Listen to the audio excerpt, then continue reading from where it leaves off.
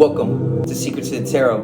My name is Javier Tremblay Gonzalez, and today I'm going to be decoding the movie The Shining using the Tarot de Marseille. So I decided to title this presentation 666 The Shining as the Beast. Many intelligent people have taken it upon themselves to try to explain this movie The Shining. The reason being, famous movie director and producer Stanley Kubrick allegedly helped fake the moon landing and had secretly put his confession in this movie. While the movie is classified as a horror film, it is really more of a psychological journey through the archetypes of the tarot and the subconscious mind telling multiple stories all at the same time by layering and interweaving different signs and symbols. But hold up, stop. If you haven't seen The Shining, go watch the movie and come back to this later. Trust me, you want to watch it and you want to come back to this.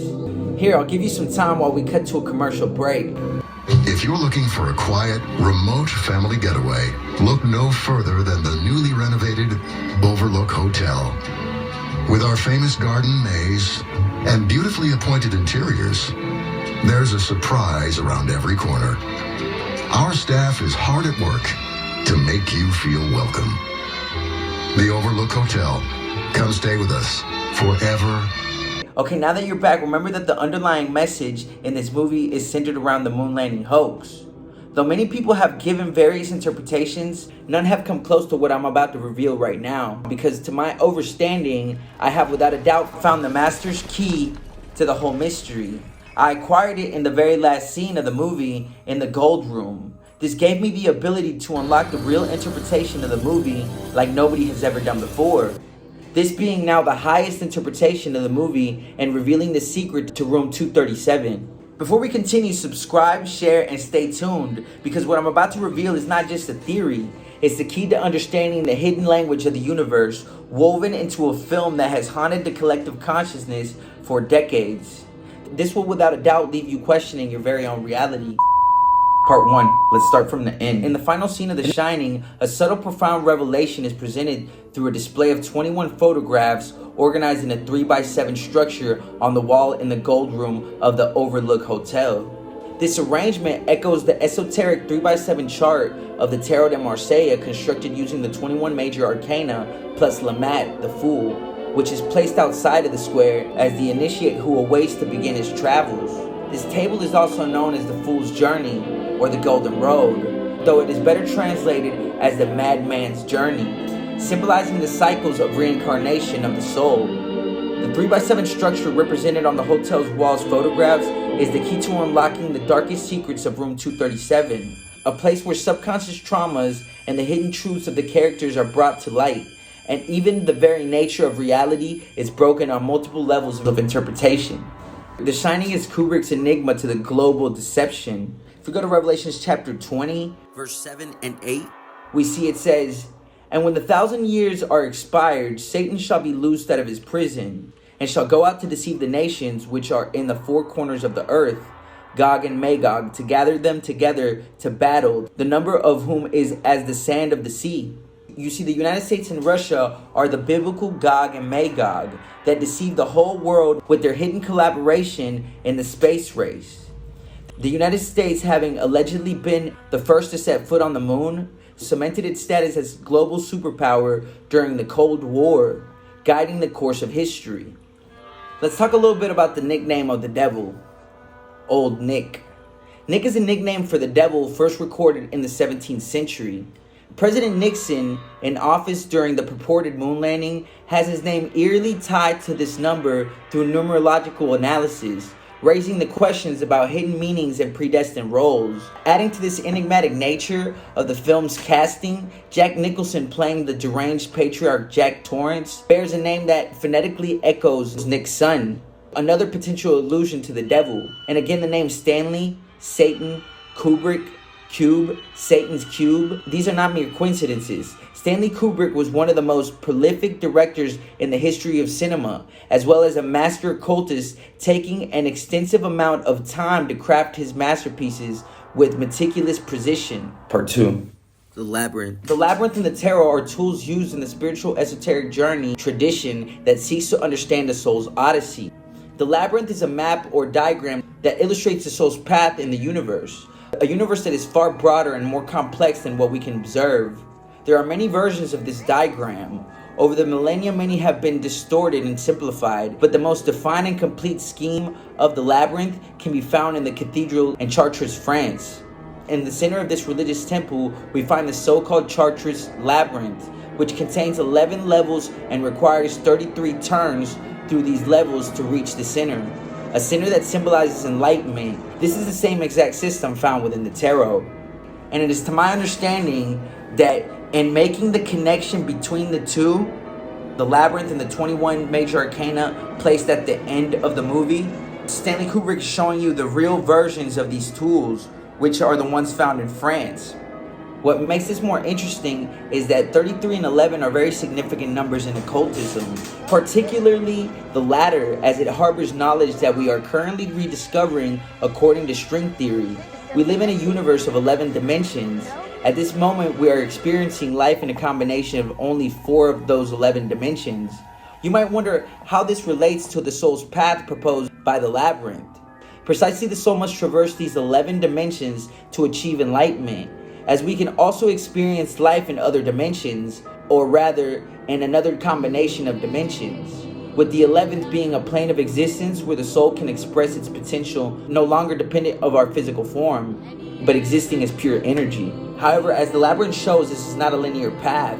To reach the highest point, the soul must traverse the same dimensions multiple times, experiencing them in different ways. Freemasonry suggests that this journey consists of 33 life experiences. The mace found in The Shining represents this journey.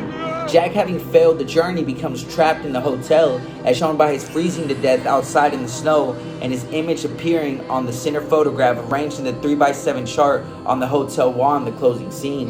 In The Shining's very last scene, 21 photographs adorn the wall in a 3x7 pattern echoing the tarot's sacred structure. 1921 in this photograph can be simplified to 4, which is 22. That's 21 major arcana plus Lamont. Baphomet is also known as Halal, or Lucifer, a secret name for the Jack moon. Nicholson, or Jack Torrance, in the film stands central in a pose that harkens to the Hermetic principle of as above, so below. This gesture captures the essence of the Baphomet and suggests a hidden alignment with the ancient wisdom that these esoteric symbols convey. Every year on July 4th, when viewed from Earth, our sun appears to be in the same part of the sky as Sirius, which is the brightest star visible from our planet. This means that they look as if they are next to each other, an event known as a conjunction. The sacred star of Isis, the goddess of the divine feminine, our spiritual sun, and is associated with liberation. According to ancient teachings, the concept of freedom resides in human consciousness because of the influence of this star system. Notice how in the photographs everyone is black and white. This is a direct indication to the fact that the moon makes things black and white. Being on the dark side of the moon would be the same place as being somewhere over the rainbow, which is somewhere black and white. This concept is also found in The Wizard of Oz, which has a secret soundtrack by the band Pink Floyd called Dark Side of the Moon. The concept of the Golden Road found in the tarot lines up perfectly with the Gold Room, where Jack Torrance's journey into madness reaches a zenith. This parallel between the tarot's journey and the narrative of The Shining suggests that the movie can in fact be decoded using the Tarot de Marseille's 3x7 chart. The 2 little girls, the twins, represent the 2 pillars which must be passed through to enter the temple's inside chamber, the Master's Chamber, room 237. Notice the 2 candles on top of the photographs in the 3x7 pattern. They are 2 or 11, which is also La Force, the center of the 3x7 chart. It is no coincidence that these twins are wearing the same color blue as Le Diable. Remember, Le Diable means double. When we speak about Le Diable, we speak of the serpent, or Nakash, which signifies to hiss, to whisper, to divine, incantation, enchantment. The Shining One, an omen, or simply the O-Man. O is the 15th letter. Le Diable is the 15th major arcana. If we go to 2 Corinthians chapter 11, verse 14, we read in the King James Version, "And no marvel, for Satan himself is transformed into an angel of light," or the Shining One. Part 4, or Secrets of the Universe. The number 7 unlocks the square because it's the Mason's key. The number 11, 22, and 33 often referred to as the master numbers and can be seen as representing the center of the 3x7 chart. So the key here is that the 7 unlocks square and center. It unlocks square and center because the 7 is actually encoded with the number 33. The V can be seen as a 22, and the 2 right next to it can be seen as an 11. So 22 plus 11 is 33. The same with Le Diable. In Le Diable, there's another code within the tarot where X can equal 11, and if X equals 11 and the V equals 22 because it's the 22nd letter of the alphabet, then that would also give you 33. And these would be the pillars which you would have to pass through to enter into the temple. And the only way through the temple is through the middle path, which is called the Golden Road. It is also at the spot where the figure of Le Diable or the Baphomet can be positioned. Much like the North Pole stands as the greatest point of magnetic attraction, being 66.6 degrees longitude, the bottomless pit, or space, because space is bottomless. And that's why they call it the bottomless pit, or the abyss. To enter, you must go to the North Pole, which is X marks the spot. Okay? X marks the spot. So you have the 4 corners of the earth, you have your 2 pillars, and you have X marks the spot, which is from where the green astrolite comes out of, and it's also the gold room. It's also the gold room because if you start the journey, you start moving in order on the golden path, and it's gonna take you to the golden room, okay? And you see the 4 corners of the earth plus the center, the golden center, and it's also the very end of the journey where you see Jack at the very end doing the Baphomet pose. And these 2 are the girls which got murdered. If you find the North Pole on a flat earth map, it's placed in the very center at the 33rd spot, just like it's done in the 3x7 chart, because from there emanates that green astral light, or La Force, also known as the Aurora Borealis. Part 3. More 237. The number 237, being 12 in the tarot, the Hangman, often represents a call to reflection and a shift in perspective, a theme that resonates deeply within the enigmatic confines of room 237 in The Shining. Within this space, we encounter the transformative reflection of the naked woman, depicted in the 21st major arcana card, Le Monde. The numeric interplay between 12 and 21, a mirrored inversion, symbolizes the duality and the connection between these 2 cards and these 2 concepts found in this room, and by extension, these 2 pivotal moments in the film. In The Shining, the character of the woman in room 237 is a cinematic embodiment of the tarot's 21st major arcana card, Le Monde. Her golden hair, the symbol of the radiant golden sun, a vital emblem within the tarot that often represents enlightenment and vitality. The carefully selected green backdrop of room 237 is not merely a design choice, but a purposeful invocation of esoteric symbolism, where the cross-referencing of doors and mirrors becomes a potent narrative device. This verdant hue is imbued with the essence of the astral light, an element steeped in the occult lore that represents the omnipresent life force and the animating energy of existence. In the film, the naked woman in room 237 is not just a character, but a representation of the central point of the chart, where all the energies converge, as well as a central point of the movie. And you will see later, because this point, the scene, the green room, begins at 111, which is exactly halfway through the movie. Le Monde is also associated with the Ace of Cups in the tarot, representing the water element. The imagery of a naked woman enclosed within a bathtub filled with water underscores this association.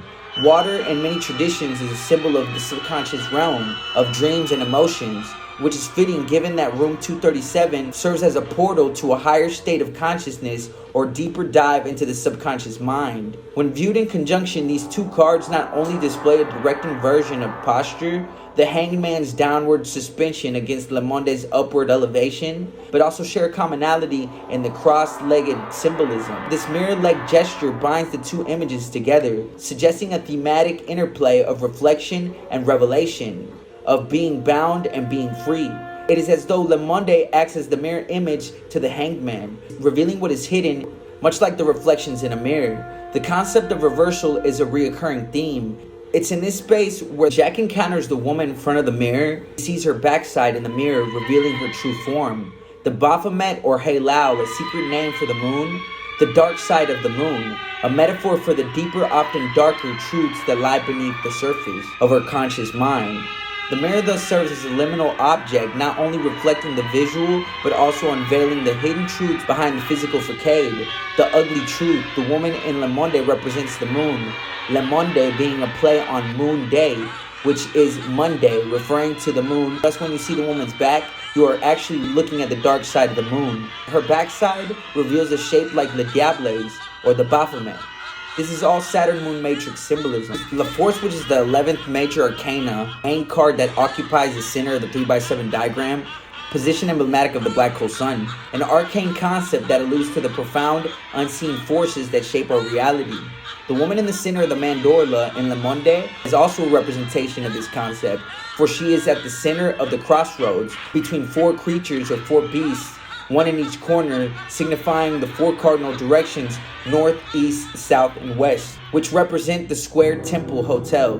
This ugly woman they call the Hag is also the Great Mother, and she has to be revealed during the scariest, most traumatic scene of the movie in room 237, because the room represents the deepest realm of the subconscious mind. It has to be represented by a horrible form or monster like the primordial earth Tiamat.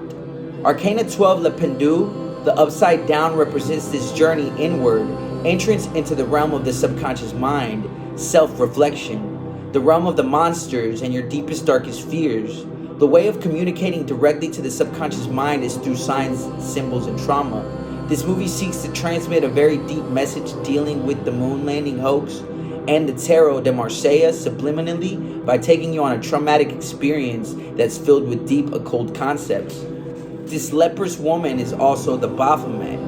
If we go to the book of Exodus, chapter 4, verse 6 through 7, we see that it says, "And he put his hand in his bosom, and when he took it out, behold, his hand was leprous as snow. And he said, Put thine hand into thy bosom again.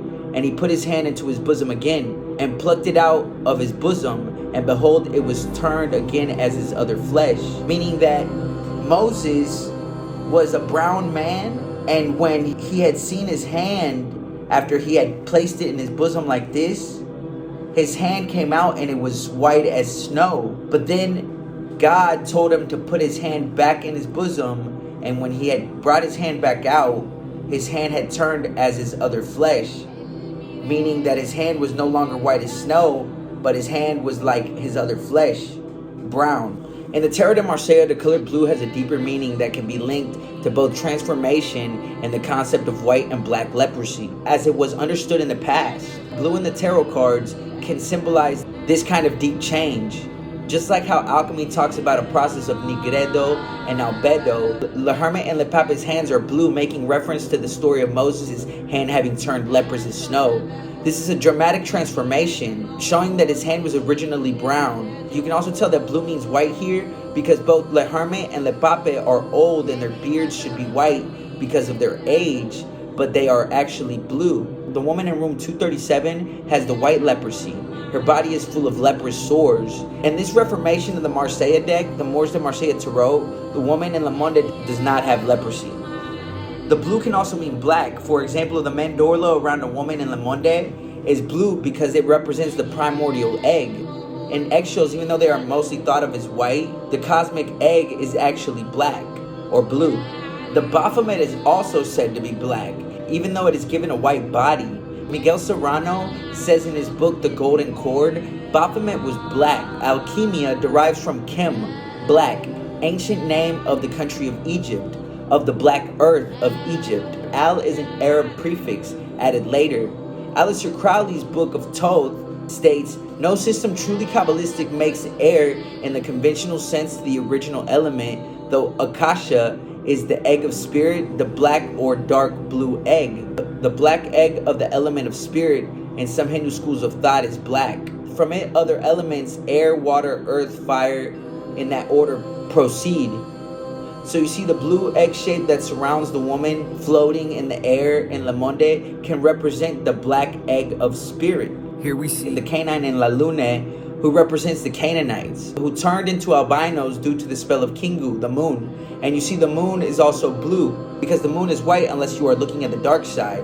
The spell of Kingu bleached the Adamite, The mythic leprosy, although in one view referable to the clouded heaven, is sometimes assigned to the moon, as naturally suggested by its blotched appearance. In all possibility, this suggested a white leprosy of the moon, the luminary being called the white Lebana in Hebrew. The leprous moon of the poets appears to be the white moon, but the luminary, when wholly or partially dark, was not improbably conceived by some as afflicted with black leprosy. Thus you have the Baphomet with the white moon and the black moon, which represents the white and black Arabs, white and black leprosy. Le Diable has both the white and black leprosy. Both being white and being black is actually a curse.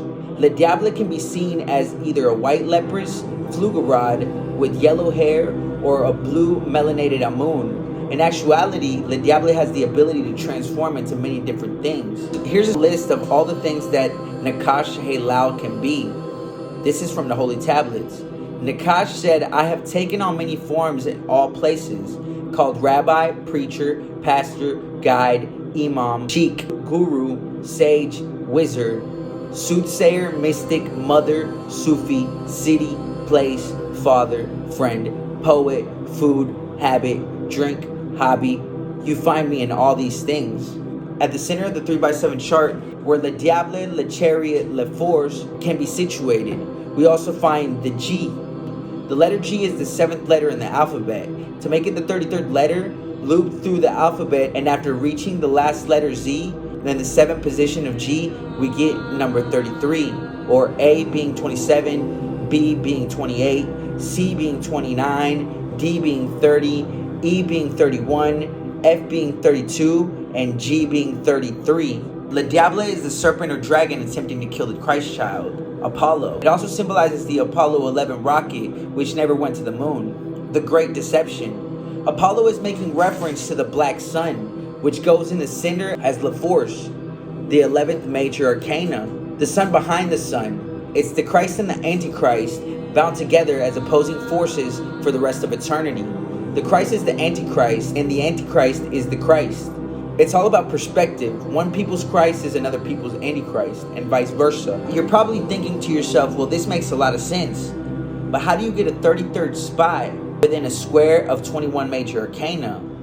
Well, here we're going to go to a higher level of decoding by breaking up the whole numbers and then creating new composed numbers. For example, 4 can be 22 because 2 plus 2 is 4. And 5 can be 23 because 2 plus 3 is 5. Here numbers can also be given numerical values such as A equals 1 and B equals 2. With this chart of swords, I'm going to demonstrate how the center can be 33. The start of the swords can be 1 or 19 at the center, 1 at the top left corner where Le Diable is, because each element can hold a corner. And the element of air, which is the swords, holds the top left corner. Notice how the V of swords, or the 5 of swords, is in the same corner as 21 Le Monde, being the cup or the chalice symbol of the Great Mother. All the aces, which represent the 4 elements, can be placed in the corners of the center of the 3x7 chart. This is because the elements are the first ones birthed from the source or center, La Force, the ether. Now you have to think of it this way. If you place the V or 5 of swords in the corner with Le Monde and the cup, it turns the corner into 23 because 2 plus 3 is 5. Now you have to fill in the rest of the spots by moving in order. To get back to the center, you move down from the 23. You go 22, 21, 20, 19. So now you have the Ace of Swords, or the mystical number, in the very center of the chart. This is significant because this ties into deeper codes, which are examined in further detail in my book, Mors de Marseille Tarot, Children of the Tarot. Now back to the board. Going across you get 24, 25, 26, 27, 28, 29. Then moving down one spot, you would get 30. Move across to the right towards the center, you get 31, 32, 33, and there it is in the very center. The secret to this whole movie lies within this image. In this image, we see a woman holding a book. Just like Wendy is reading a book at the beginning of the movie. In the movie, she's reading a book called The Catcher in the Rye, where we find this interesting passage. It states, "We went up and watched the bears on the little hill, but there wasn't much to watch. Only one of the bears was out, the polar bear. The other one, the brown one, was in his goddamn cave and wouldn't come out. All you could see was his rear end. There was a little kid standing next to me with a cowboy hat on, practically over his ears, and he kept telling his father, 'Make him come out, Daddy, make him come out.'" In The Catcher in the Rye, the narrator, Holden Caulfield, is 16 years old.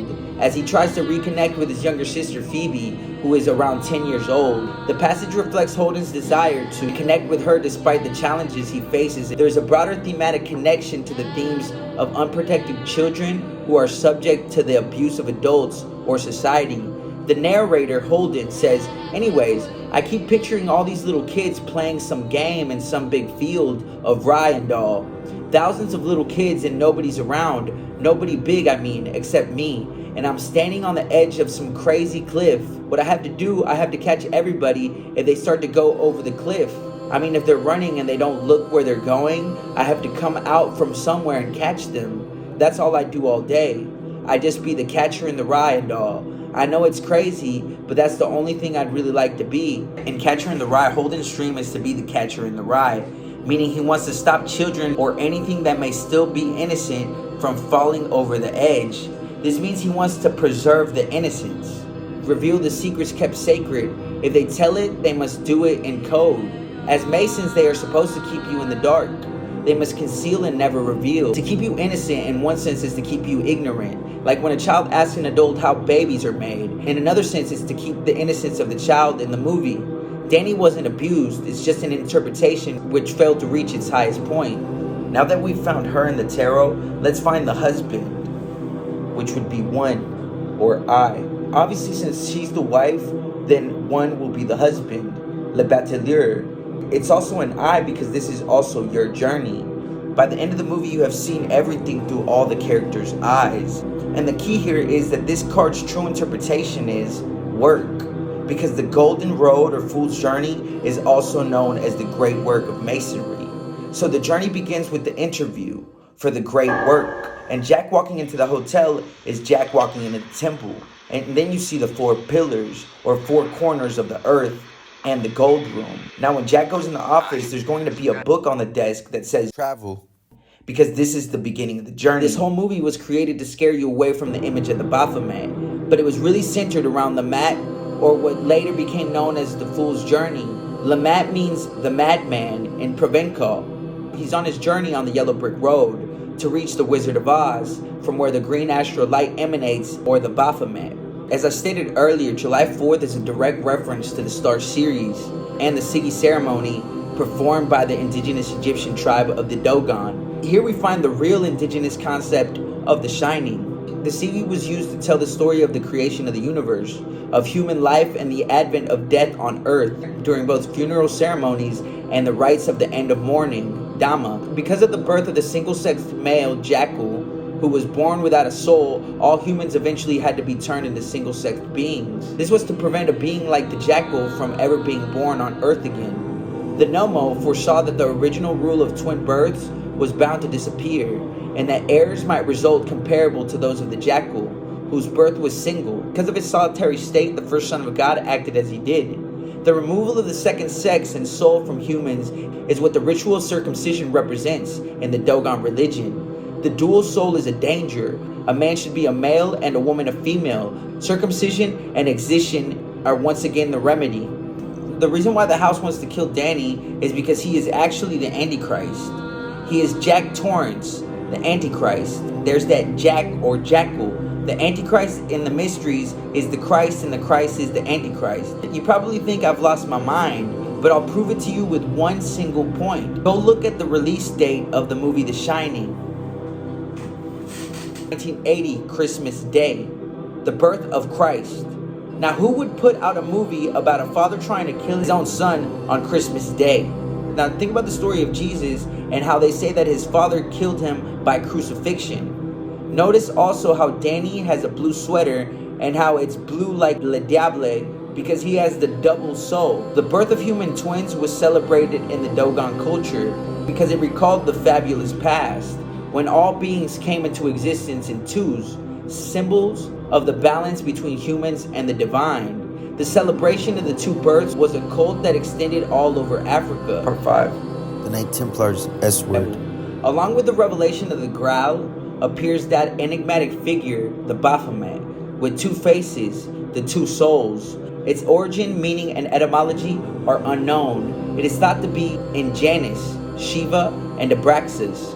One face looking at this world and the other looking at the invisible, the one beyond. The Inquisition accused the Templars of obliging the adept to give the osculum subcata. They interpreted it in the most capricious way, as sorcery, witchcraft, and homosexuality.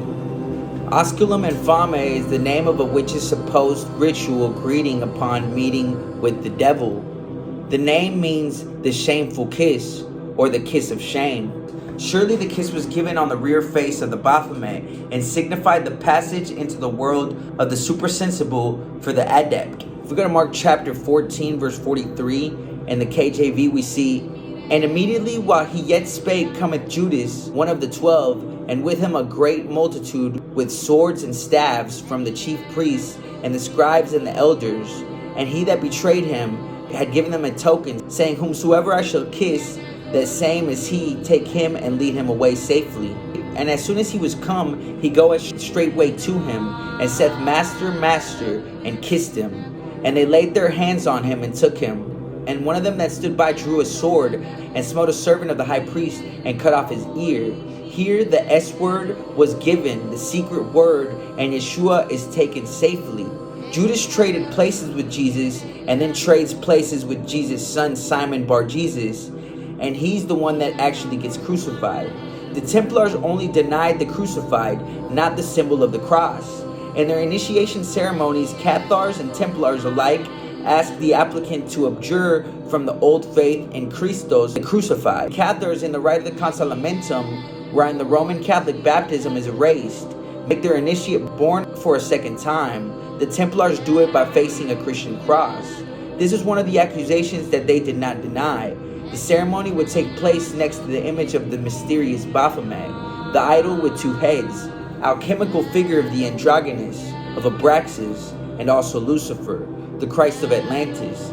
Dionysius, as Areopagite, speaks to us of the double face.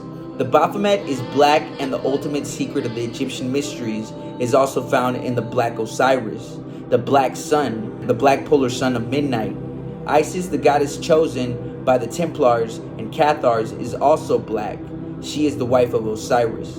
At exactly 111 minutes, which is almost exactly halfway through the movie, or the center of the movie, we have Dick Halloran and his vision of room 237, which is the central point of the whole movie. To wrap things up, Danny is the son of Isis, Heru, the Christ also known as the Black Sun, and his father, the Antichrist, is Osiris. They are one and the same.